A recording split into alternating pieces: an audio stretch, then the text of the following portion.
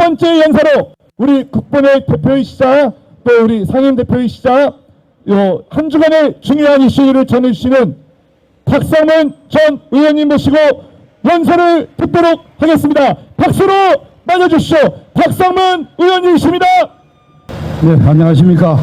애국 시민 여러분, 그리고 이 집회를 중계방송해 주시는 우리 선구자 방송을 비롯한 유튜브 대표님들 감사의 인사 말씀 드립니다. 네, 어제가 6.25 사변, 김일성에 의한 남침 6.25 동란 71주년이었습니다. 우리 정부, 현재 이 좌파 정부, 그리고 국방부로부터 아무런 공식 행사가 없었습니다.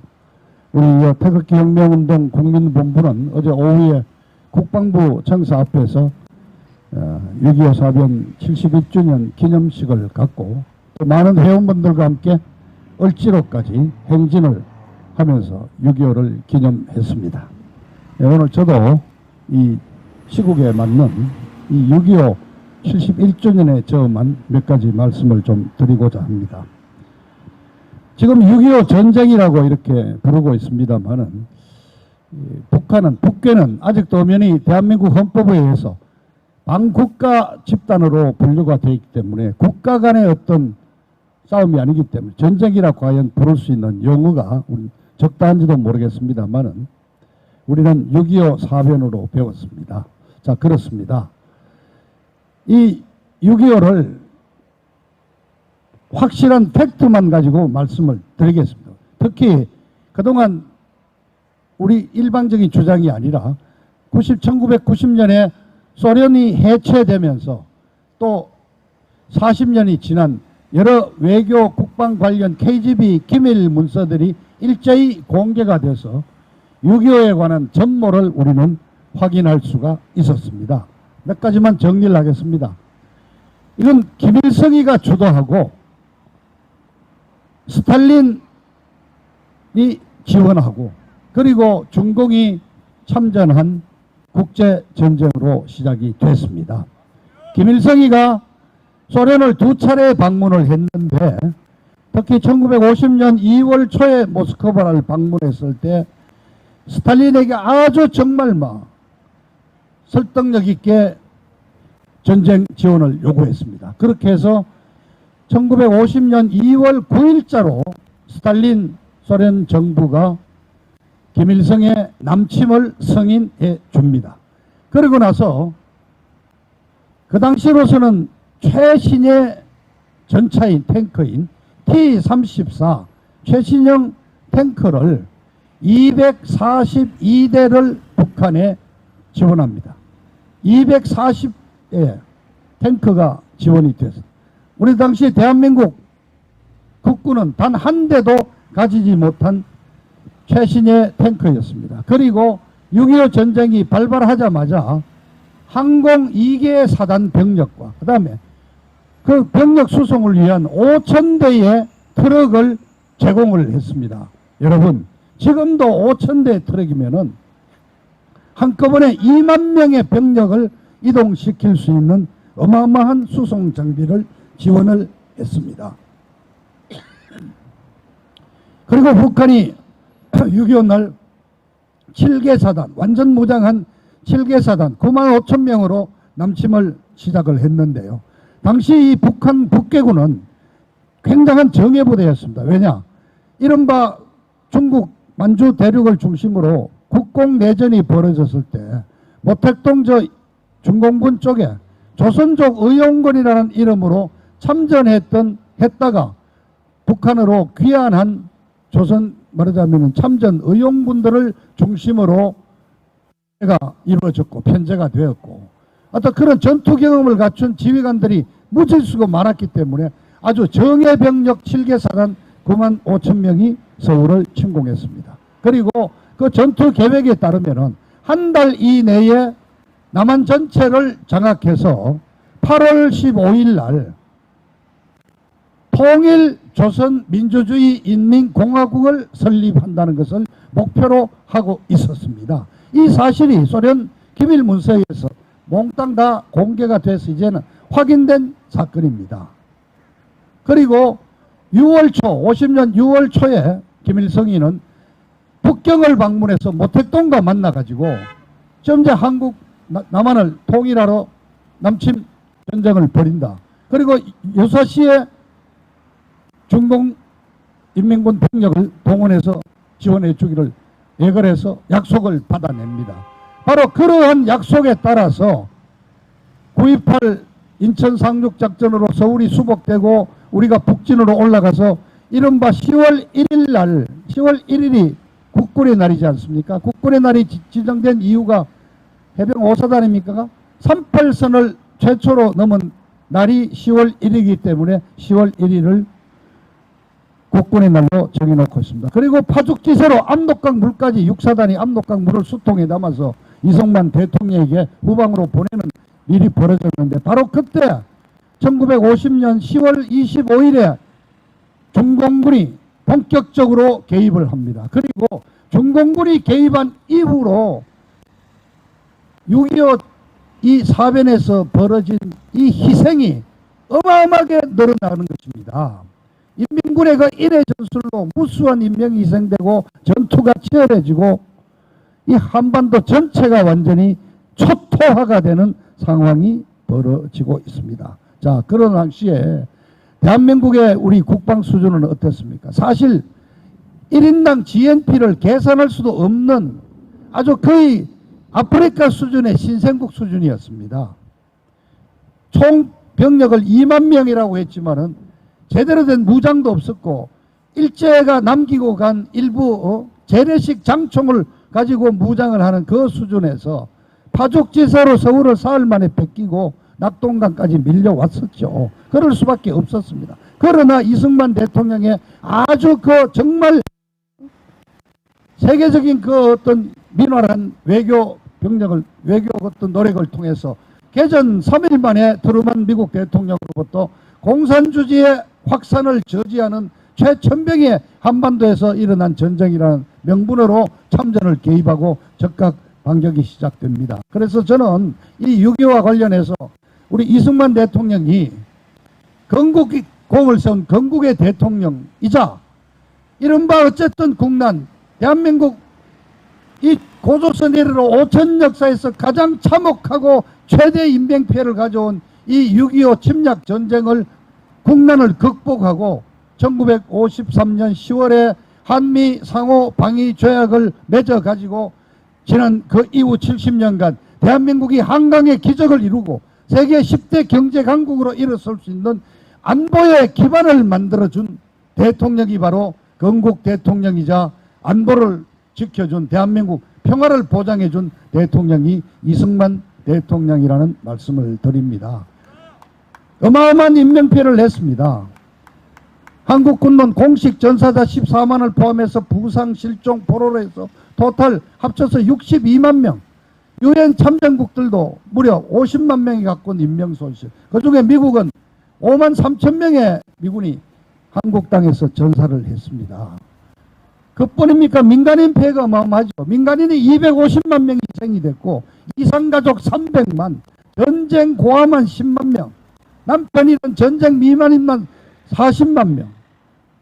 그렇게 해서 이 6.25 이 사변은 1953년 종전으로 끝난 전쟁이 아니라 지금까지 이산가족의 한이 남아있고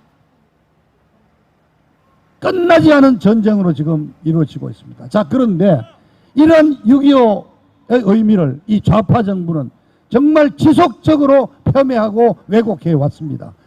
자, 김대중 정권이 들어선 98년부터 노무현 정권 2007년 말까지 10년 동안 6.25 기념식이 열리지 않았습니다.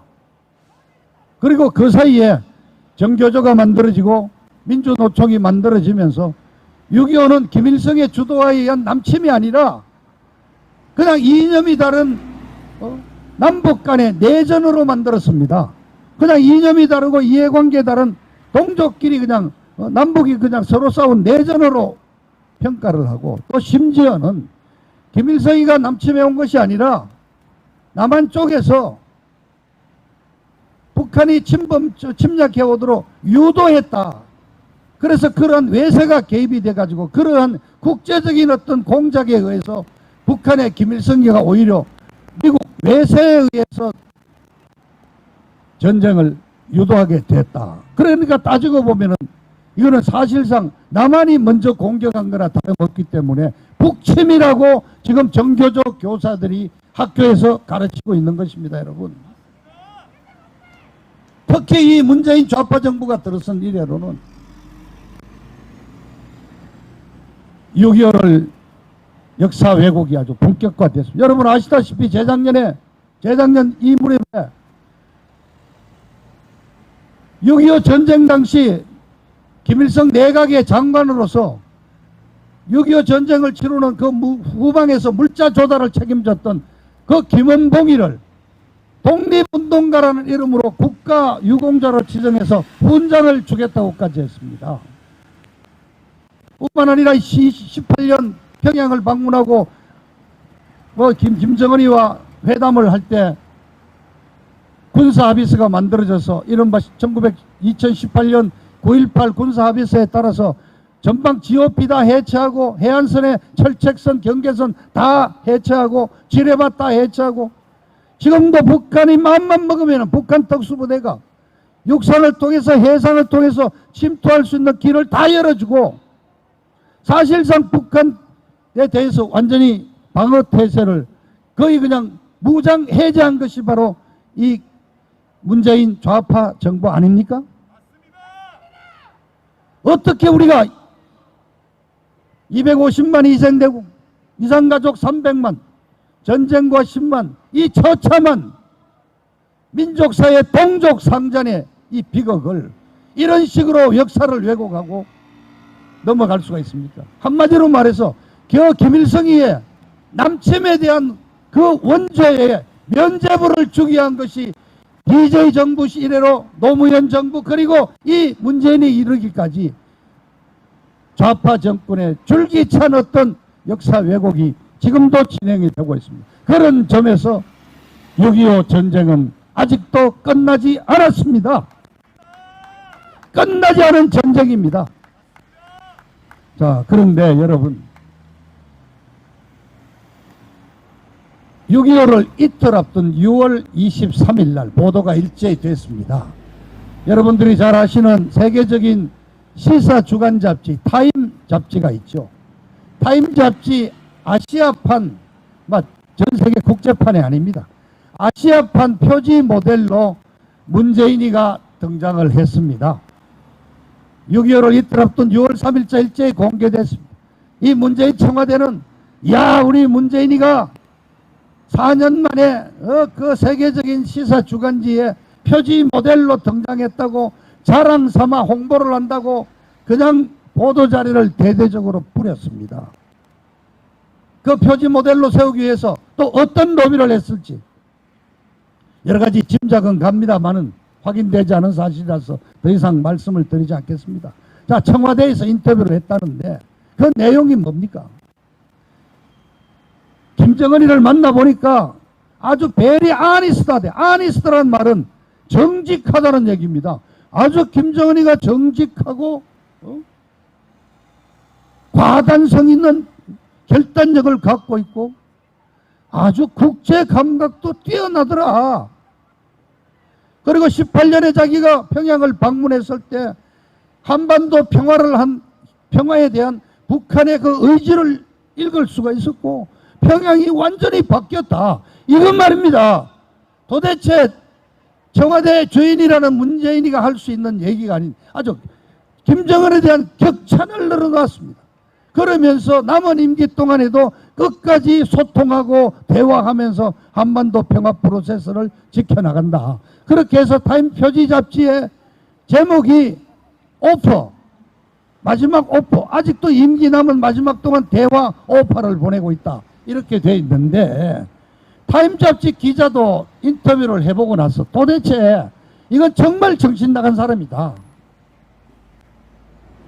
그래서 아예 그냥 비판적인 기사가 들어가 있습니다. 도대체 어떻게 이 사람은 지금까지 줄기차게 지난 4년 동안 김정은이를 옹호하고 김정은이를 대변하고 있느냐.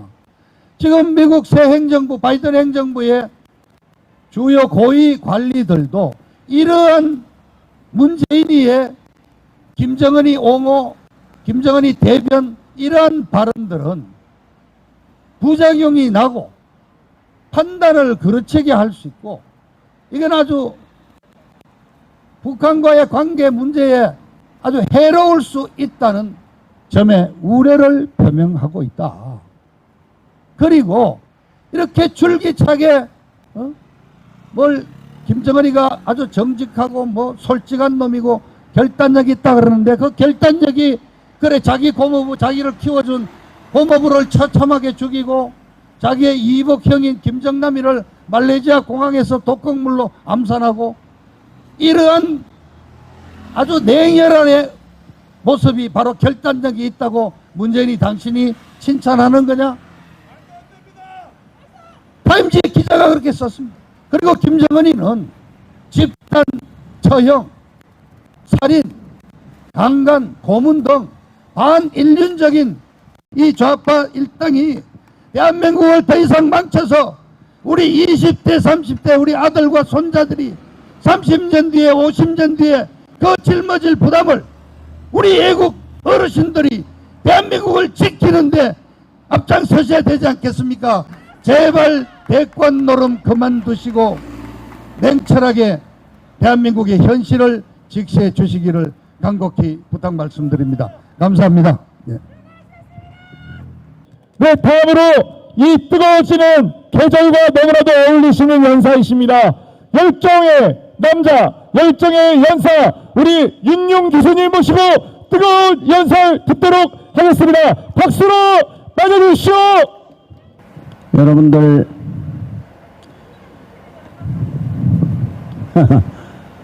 저기 빨간색 보이세요? 검찰청에 빨간 핏물 보이세요? 핏물. 예. 아시죠? 왜 제가 그 말씀 드리는지. 검사들 학살했습니다. 예. 저는 보입니다. 빨간색. 면도칼로 그냥 다 잘라버렸어. 다. 자기 편 아니면은 다 잘라버려. 야, 참 무서운 놈들이에요. 예, 이러고서 버틸까? 야, 잔인해요. 자기 편 아니면 다 잘라버렸어. 예, 이거 빨갱이들이 아니면은 할 수 없는 짓입니다. 네. 어떻게 국가 조직을 내 편만 그렇게 남겨두고 다 잘라! 야, 이거 얘네들 아직 멀었어요. 정신 못 차렸어 아직도. 예. 오늘이 며칠입니까? 6.25 어제 김일성의 대학살 사건입니다. 예. 간단히 줄여서 길게 설명할 필요도 없어요. 김일성의 대학살 사건. 100만 명을 학살했어요. 그것도 부족해서 60만 명 끌고 갔어요. 엄청난 사건입니다. 그것도 억울한데 우리가 북침했다고 누명까지 우리에게 뒤집어 씌웠어요. 야, 참 엄청난 사건이고 엄청난 역사입니다. 우리가 북침했대. 남한에는 분명히 제가 여러분들에게 말씀드리겠어요. 남한에 탱크 한 대도 없었다는 거 아십니까? 탱크가 한 대도 없었어요. 6.25 남침 당하기 그날까지 탱크 살 돈이 없었어요. 대한민국은. 북한은 탱크가 250대였습니다. 그거 가지고 밀고 내려왔어요.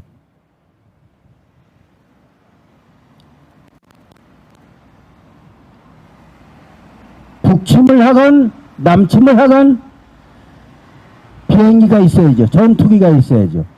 이거 거짓말 아닙니다. 대한민국의 전투기가 한 대도 없었어요. 한 대도 없었습니다. 비행기 전투기 한 대 없이 북침을 합니까? 예?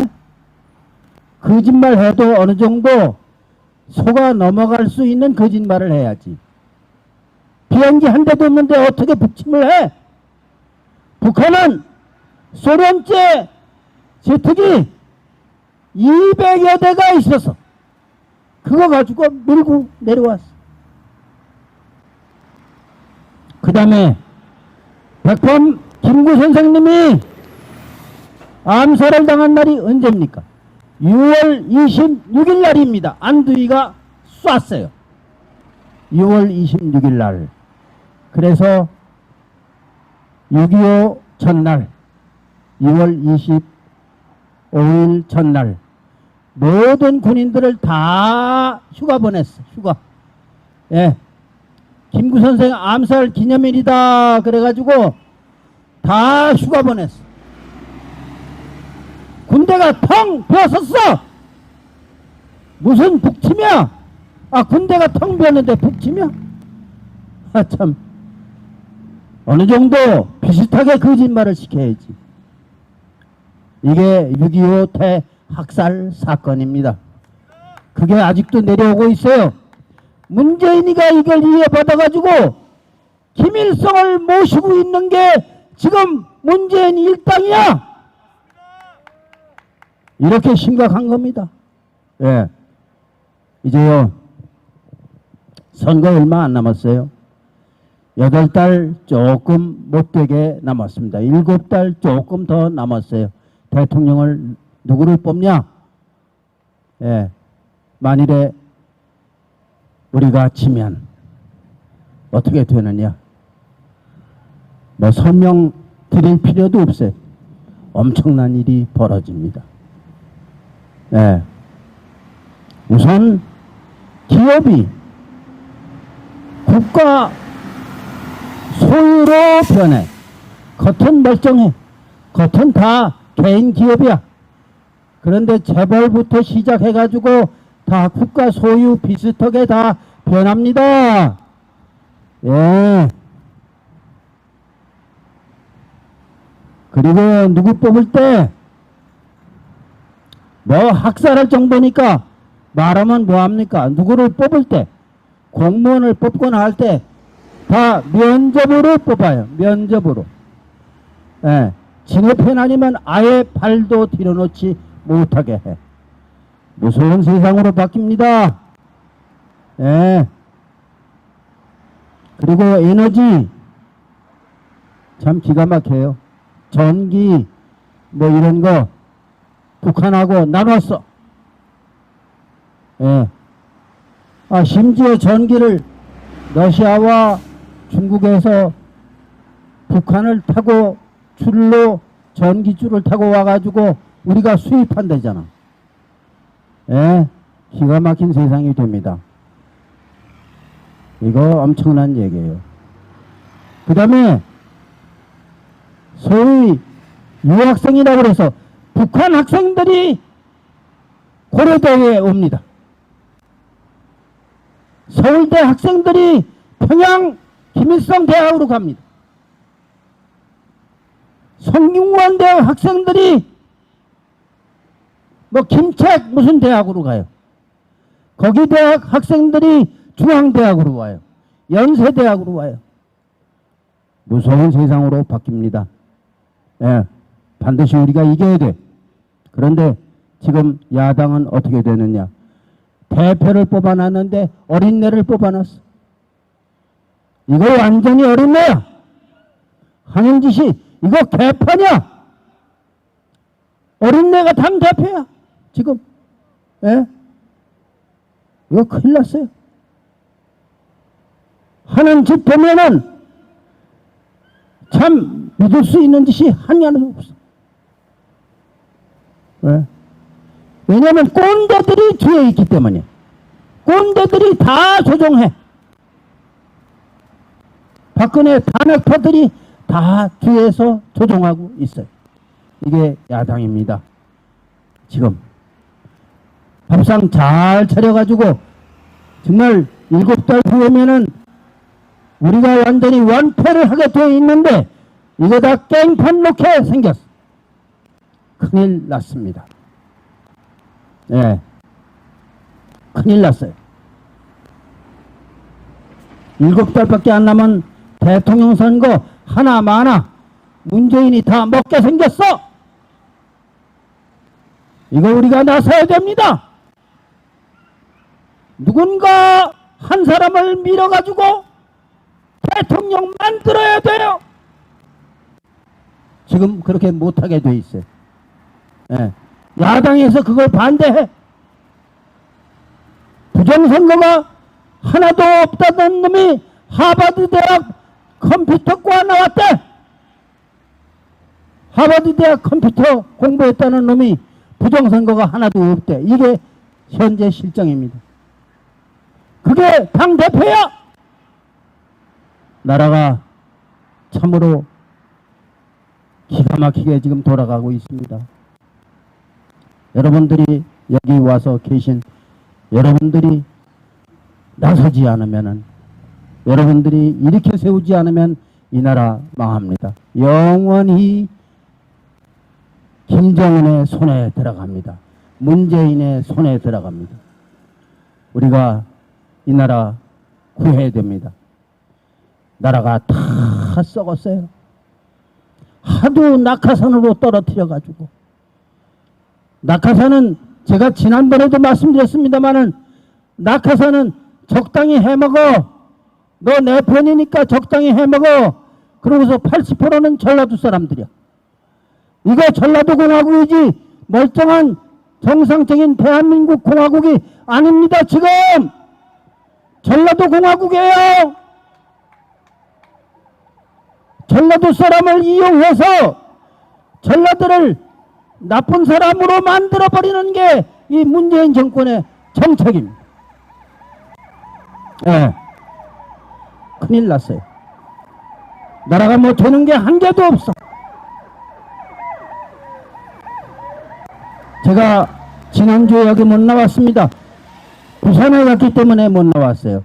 부산에 여러 군데 가봤습니다. 임대, 1층에 임대,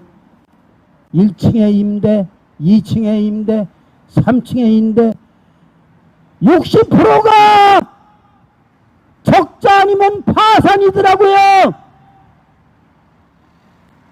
나라 망했습니다. 여기도 임대, 저기도 임대, 저기도 임대. 완전히 부산 사람들 알거지 직전이더라고요. 알거지. 나라 알거지 만들고 국민 알거지 만들고. 네.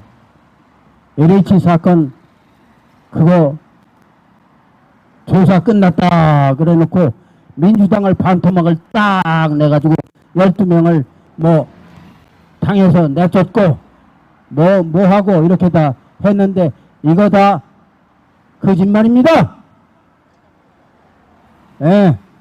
완전히 국민들 속여먹기 위해서 LH를 앞세워가지고 어마어마하게 해 먹었어. 강도야 이건.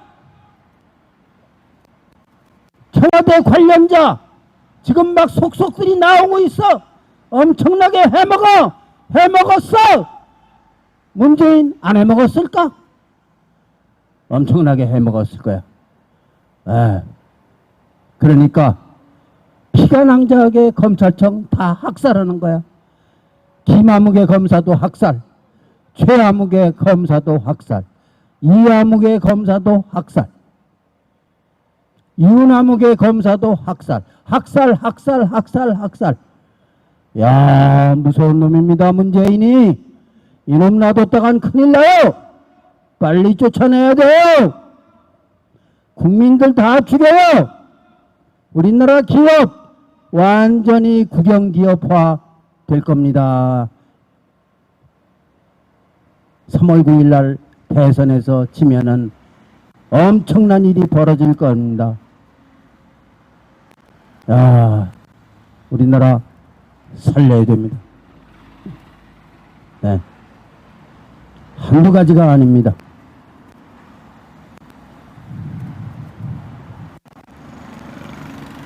국민 여러분, 일어납시다. 강도 정권에 맞서 분연히 일어납시다. 이 나라는 여러분들의 나라입니다. 문재인이 나라가 아닙니다. 우리가 일어나서 나라를 되찾읍시다. 감사합니다. 네, 우리 부정부패와 목숨을 건 싸움으로 계시는 우리 연사를 모시도록 하겠습니다. 이분이 진짜 다음 대권을 위해서 최전방에서 싸우고 있는 애국 시민입니다.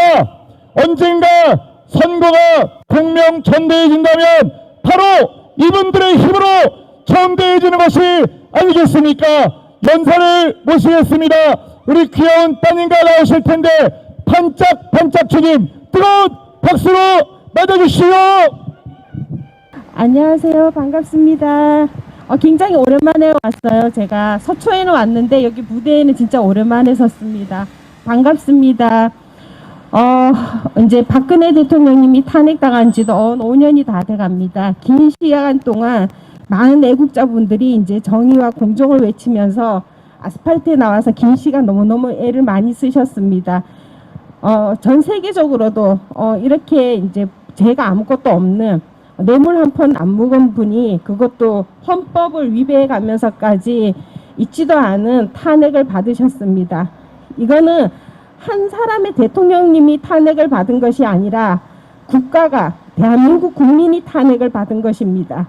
그런데 언론이 부패해 있고 정치인이 부패해 있고 지식인들이 부패해 있다 보니까 이 올바르지 못한 일이 일어난 것에 대해서 공정함에 대해서 목소리를 내고 큰 소리로 싸우는 사람들이 많지가 않습니다. 깨어있는 우리 국민들이 일부가 나와서 이렇게 4년을 넘게 5년 가까이 몸부림을 치고 있는데 우리가 멈추지 않는다면 우리가 아무리 소수일지라도 공정한 목소리는 언젠가 이게 다 밝혀지게 되어 있습니다.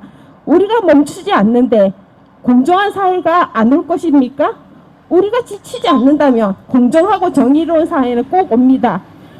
네, 그리고 우리 야권, 우리 보수당이 언제부턴가 야권이 되었습니다. 야권에서 우리가 믿을 만한 지도자가 없다 보니까 우리 국민들이 구심점이 없다 보니까 누가 하나 우리 말에 좀 귀를 기울여 준다 싶거나 또 누군가가 우리한테 대해서 조금만 편을 들어준다 싶으면 어미 없는 고아 자식들이 그 사람한테 가서 매달리듯이 유기견들이 자기한테 잘해주면 먹이를 주면 매달리듯이 거기에 가서 온전히 그 사람이 나를 잡아먹을 개장수인 줄도 모르고 막 매달립니다. 너무 안타깝습니다. 우리가 누구한테 매달렸냐? 지난번에는 안철수, 그 다음엔 윤석열, 최근에는 윤석열이가 박근혜 대통령님 탄핵의 설계자 주범이라는 얘기가 많이 나오고 그리고 검찰총장을 하고 있는 동안 진짜 적폐 수사를 제대로 하지도 않고 속속들이 밝혀져 갖고 욕을 먹으니까 그 대안으로 이제는 최재형 감사원장님을 또 들이밀고 있습니다. 그러나 우리가 최재형 감사원장에 대해서 뭘 알고 있습니까? 그 사람 뭐 소아마비인 뭐 이제 친구를 업어서 학교 다녔고 그 다음에 고아인 아이를 2명 입양해 키웠고 부모님이 애국자시고 네 훌륭합니다. 훌륭해요. 일반인으로서는 할 수 없는 참 선한 인생을 사셨습니다. 그러나 선한 순으로 우리가 대통령을 뽑습니까? 우리가 선한 순으로 지도자를 뽑습니까? 우리가 선하고 공정 그런 사람 위주로 우리가 선한 착한 사람으로 우리가 대통령을 뽑는다면 선행상을 가장 많이 받은 사람을 우리가 세워야 될 것입니다. 그러나 우리는 지도자를 뽑는 것입니다. 지도자가 굳이 착할 필요는 없습니다. 우리 대중을 이끌어주고 공정하고 그 다음에 악에 맞서서 싸울 수 있는 담대함을 가진 사람만이 우리 지도자가 돼야 합니다. 제가 최재형 원장님을 개인적으로 비난하는 것이 아닙니다. 왜냐? 제가 그분에 대해서 검증을 하자고 하는 거는 그분이 정치적으로 어떤 소명이 있고 어떤 성향을 갖고 우리 모두는 그 사람에 대해서 정치적으로에 대해서 그 사람에 대해서 알지를 못합니다. 단지 우리가 아는 것을 얘기를 하자면 저는 제가 알고 있는 부분만 얘기하겠습니다. 제가 알지 못하는 것을 얘기하면 허위사실 유포가 되니까 저는 언론에 나온 것만 가지고 얘기하겠습니다. 문재인 정부가 2017년도에 최재형 감사원장을 감사원장으로 임명하면서 뭐라 그랬냐? 박근혜 정부의 적폐를 청산하는 인물로 가장 적합하다고 최재형 감사원장을 임명했습니다. 박근혜 정부의 적폐 청산에 가장 적법한 인물로 최재형 감사원장이 가장 적임자여서 임명한다면서 최재형을 임명했습니다. 자, 이 사람은 누구의 사람입니까? 대한민국 국민의 사람입니까? 문재인의 사람입니까? 문재인의 사람입니다. 그가 했던 재판을 보겠습니다. 그 사람이 제가 재판 이력을 보니까 2006년도 이전까지는 그래도 재판이 나름 공정을 했더라고요. 했는데 문제는 탄핵이 일어나는 그 시점부터 해갖고 그 이후로 재판이 진짜 화려하더군요. 어떤 재판이 있었냐? 2011년 서울고법 형사 12부 부장판사 최재형 제일동포 유학생 간첩 사건을 지인의 친인척한테 불온서적을 전달했습니다. 그래서 간첩죄를 유죄를 받은 사람을 최재형 판사는 무죄를 줬습니다. 그 다음에 2011년 서울고법 형사4부 부장판사 최재형 손 전 준장이 쿠데타 목적으로 총기를 갖고 있어서 박정희 정부 때 유죄를 받았습니다. 그런데 그거를 역사가 흘러서 세월이 흘러서 최재형 판사는 그걸 무죄로 처리했습니다. 그 무죄 이유가 그 총기를 압수수색을 통해서 받은 무기, 찾아낸 무기이기 때문에 그게 불법이라고 무죄를 줬습니다. 말이 됩니까? 쿠데타 목적으로 총기를 갖고 있었다는 것 자체가 중요한 거지. 옛날하고 지금은 달라서 옛날에는 압수수색 영장 없이도 수색을 많이 했습니다. 그런데 과거의 판결을 현재 잣대에 맞춰갖고 무죄로 내렸습니다. 저는 모르겠습니다. 법조인이 아니어서. 이게 진짜 옳은 재판인지 그런 재판인지 저는 있었던 사건만 얘기를 할 테니까 판단은 여러분의 몫으로 돌리겠습니다. 그 다음에 2012년도 서울고법 형사 12부 부장판사 최재형 국회의사당에 알코올 램프에 화학연료를 혼합한 걸 터뜨려서 폭탄을 터뜨려서 국회의사당 울타리에 불을 냈습니다. 이거를 최재형이 뭐라 그랬냐? 고의적이고 사람을 해칠 목적이 없었기 때문에 무죄라고 했습니다. 이분의 말씀대로면 우리는 이런 폭탄을 제조해서 청와대에다 던져도 우리는 무죄입니다.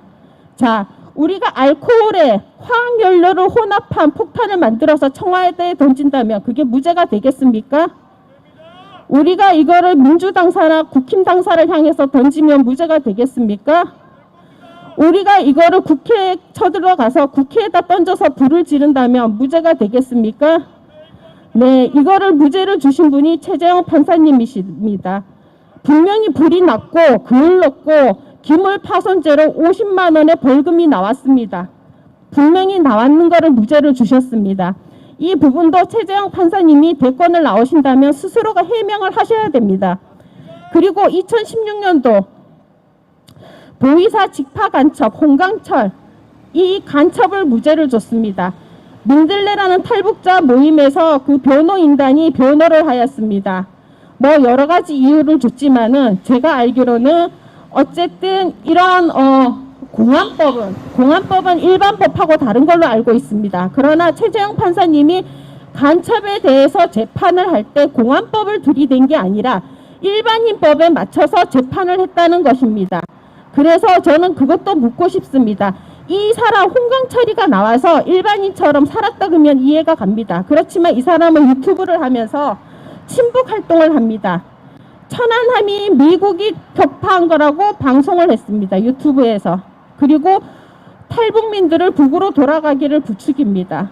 그리고 김정은이가 우리가 알고 있는 것보다 훨씬 더 선한 사람이다. 너무 좋은 사람이라고 방송을 합니다.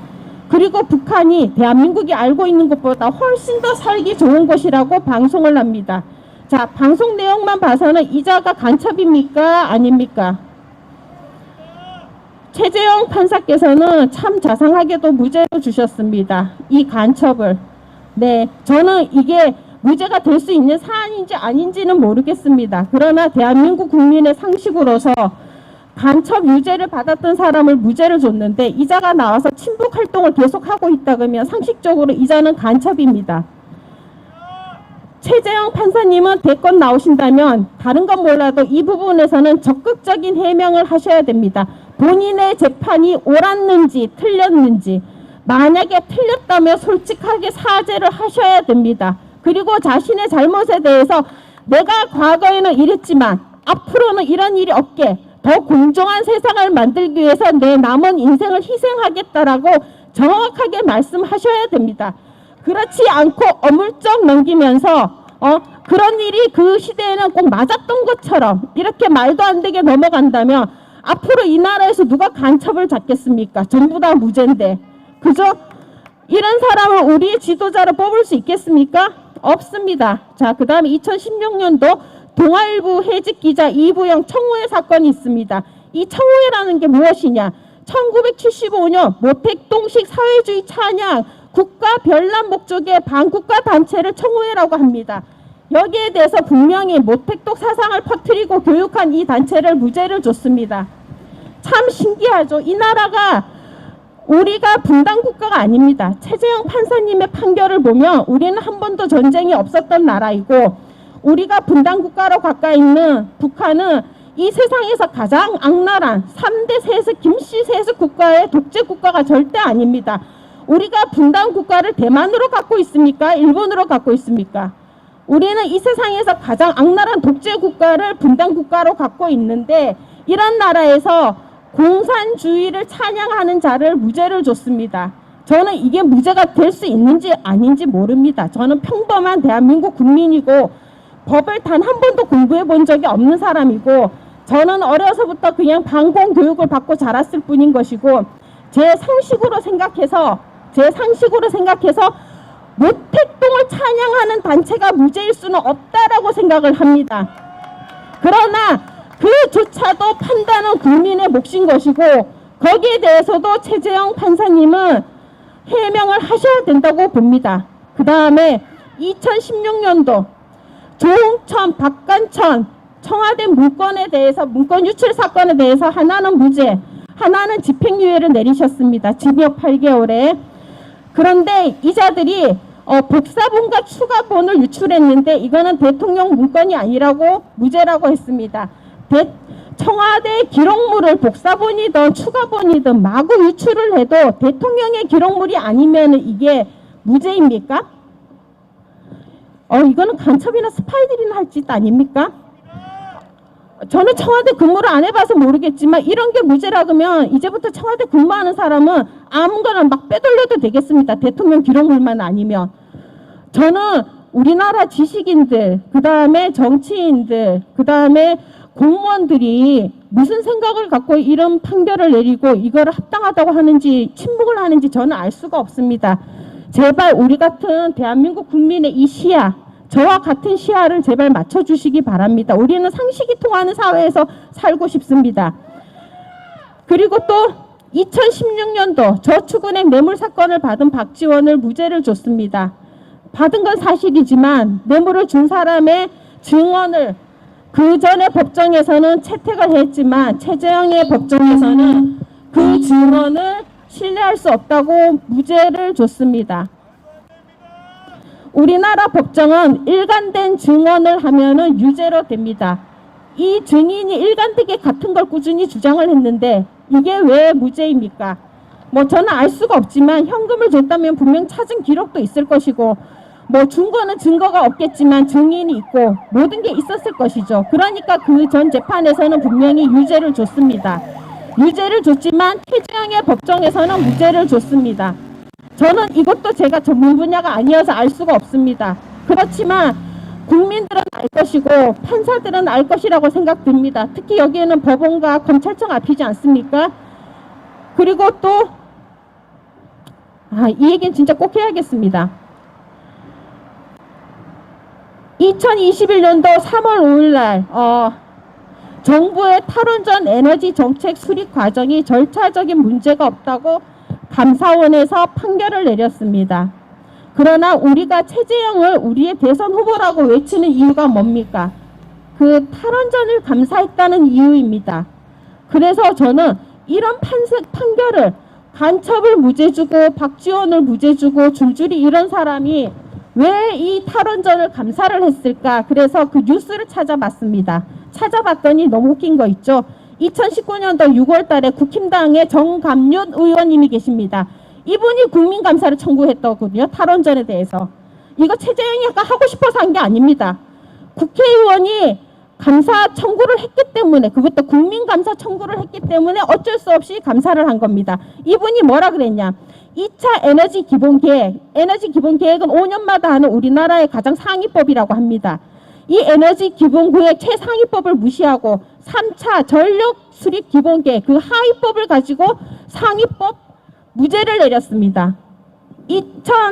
2021년 3월 5일 최재형의 감사원은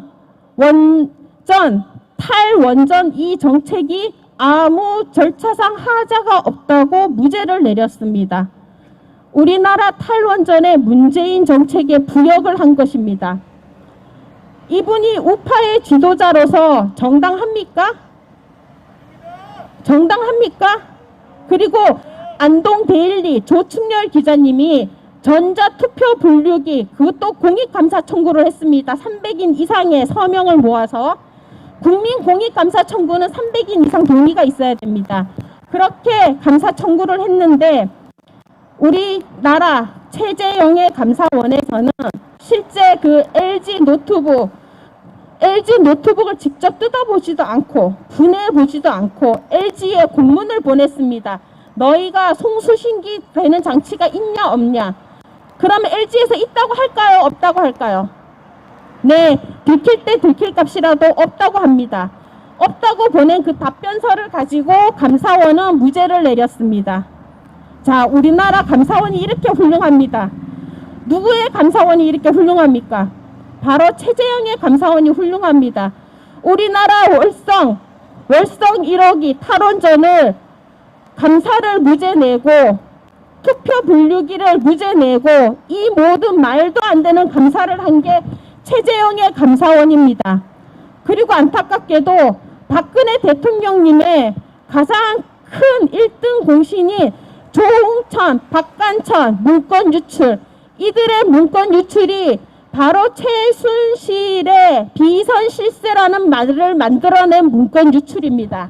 그리고 십상시를 만들어낸 문건 유출입니다. 이게 박근혜 대통령님의 탄핵의 시작이었습니다.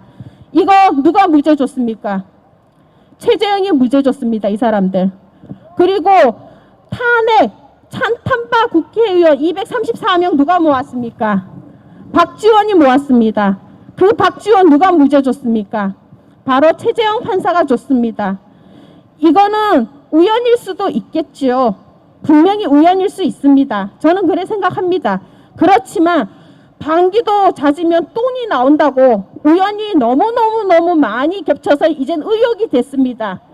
이분이 야당의 대선 후보로 나온다면 이 수많은 10가지가 넘는 이 의혹을 스스로 해명을 해야겠습니까? 안 해야겠습니까? 저는 분명히 해명해야 된다고 생각합니다. 우리는 무엇을 할 것이냐? 공정과 정의를 외치는 국민입니다. 우리는 아닌 걸 알고도 슬며시 넘어가는 걸 받아줘서는 안 됩니다. 우리 보고 내부 총질이라고 할 수도 있습니다. 우리가 공정과 정의를 위해서 아스팔트에 나왔는데 이까지 정의, 공정한 얘기도 요구를 못합니까? 저는 할 자격이 있다고 봅니다. 왜냐? 내 표를 받을 사람이기 때문에 물을 자격이 있다고 봅니다. 여러분, 당신의 표를 값싸게 넘기지 마십시오. 차라리 이 나라에 대통령이 없는 게 낫지. 대통령이 되려면 그 사람이 얼마나 정치적으로 올바른 사람인지는 우리가 확인을 해야 되고 들어야 되고 충분히 묻고 그 많은 토론 속에서 답을 얻을 때라야만 우리가 그를 지지할 수 있습니다. 최소한 자신이 우리 대통령 후보로 나올 때는 이 부분과 마지막 박근혜 대통령님의 탄핵이 적법했는지 안 했는지 거기에 대한 대답을 충분히 하고 나오시길 바랍니다. 감사합니다. 다음으로 연사 모시겠습니다. 우리 애국 자영업자 열정의 남자 우리 김통희 형제 모시고 연설 듣겠습니다. 박수로 맞아주십시오. 안녕하세요. 자, 오늘 제가 연사가 아니었어요. 근데 갑자기 제가 너무 화가 나가지고 형제님한테 저 한 번만 말하게 해달라고 해서 지금 이 자리에 마지막 순서에 왔습니다. 제가 왜 화가 나냐면 저 뒤에 보면 30m도 안 되는 저 위치에서 지금 사람들이 다닥다닥 붙어가지고 모델하우스에 진입하려고 대기하고 있습니다. 제가 거의 사진을 찍었는데요. 혹시 이 핸드폰 줌 되십니까? 카메라 보이십니까? 이 사진이 뭐냐면 지금 모델하우스로 들어가기 위해서 사람들이 저기에 굉장히 많습니다. 근데 저기에는 경찰도 없고 거리두기도 없고 어떠한 제재도 없습니다. 이런 제한도 없어요. 근데 왜 애국 집회에만 9명이서 모이지 말라고 그러고 우리를 마침 닭 같은데 뭐 제가 이번 주에 제주도 갔다 왔거든요. 그 가두리 양식장에 가둬가지고 우리를 물고기 마냥 짐승 마냥 왜 가두는 거예요? 신고합니다. 지금 저는 신고합니다. 저기 모델하우스 사람 너무 많고 코로나 때문에 위험합니다. 경찰분들 저기 가서 제재 좀 해주세요. 우리 제재하지 말고 똑바로 들어. 너네는 우리 세금 때문에 지금 먹고 사는 거야. 저기 가서 제재하라고. 웃어 가라고. 국민이 신고를 한다고. 국민이 신고하면 경찰이 가야 된다며. 집회들 가다 보면 민원사항이 발생했다고 누군지도 모르는데 무조건 경찰이 나와서 제재해요. 애국 활동만 하면. 이런 미친 망한 나라가 어디 있습니까? 얼마나 집회 자유가 있습니다. 헌법으로 보장되어 있단 말이에요. 그런데 이 문재인 정권 우리의 입을 들어막고 있습니다. 이 코로나로 우리를 탄압했다고 생각해요. 문재인 정권. 하지만 우리 마음에 이 불은 끌 수가 없습니다. 문재인 정권이 이 코로나를 중국에서 수입하면서 이 나라에 병을 퍼뜨렸지만 우리의 이 애국심이 결코 사그라들지 않을 것입니다.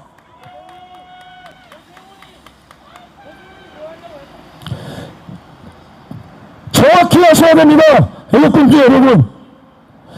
처음에 우한에서 중국 우한에서 이 병이 발발했을 때 전 세계 132개국에서 중국 입국자를 막았어요. 그런데 유달리 이 대한민국 문재인 이 정권이 중국인들을 받아들였단 말이에요. 그래서 우리나라에 그 병이 퍼지고 우리나라에서부터 시작됐다고 해도 과언이 아니에요. 이 문재인 자식 지금 전 세계가 중국이 이 병을 우한에서 퍼뜨렸다고 언론이고 정부고 다 말하고 있는데 저는 한 가지 더 추가해야 된다고 생각합니다. 이 대한민국 문재인 정권도 한몫한 겁니다. 전 세계적으로 이 문재인 정권이 이 병을 퍼뜨린 거예요. 국민 여러분, 이제 시간이 별로 없습니다. 우한, 저는 처음에는 우한 괴질이라고 불렀어요. 그 다음에 우한 폐렴. 그리고 너무 많은 사람들이 코로나라고 그러길래 코로나라고 했거든요. 근데 이거는 중국 대테러 바이러스예요. 중국에서 테러 목적으로 전국에 집회를, 전 세계 집회를 못하게 하려고 일부러 만들어낸 바이러스란 말입니다. 들으십시오. 당신의 귀가 열릴 겁니다. 당신의 생활이 바뀔 거예요. 진실을 알면. 여러분, 10회 우리가 계속 나오다가 지금 왜 못 나옵니까?